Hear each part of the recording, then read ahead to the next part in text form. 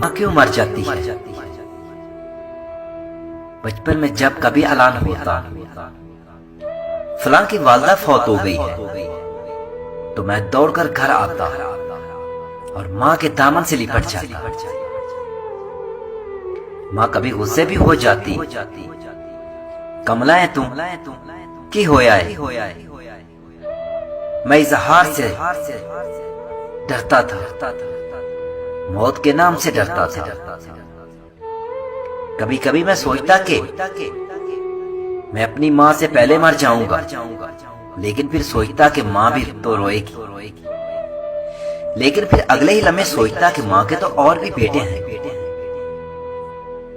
मेरे पास तो एक ही माँ है।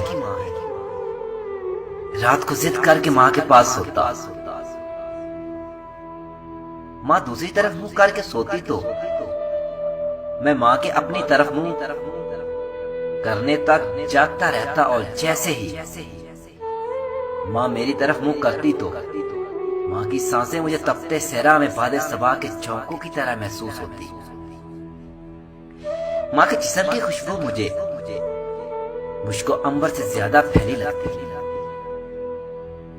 उस दिन न जाने क्यों मेरे पांव मनोवजनी लग रहे थे। माँ मुझे अलविदा कहने दरवाजे तक आई। मैं रुखसत होकर गली की नुक्कड़ मुड़ चुका था, लेकिन मैं दौड़कर वापस आया तो माँ गली की नुक्कड़ के करीब तक आ पहुंची थी। मैंने दौड़कर माँ को गले लगा लिया। आज जैसी बेचैनी मुझे कभी महसूस नहीं हुई थी। माँ ने कहा, जा पुत्र, दफ्तर वाले साहब गुस्से होंगे।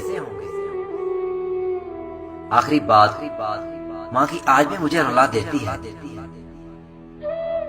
पुत्र तेरी आवाज नहीं आती, और आज मैं सोचता हूँ माँ कहाँ हो, तुम्हारी आवाज क्यों नहीं आती।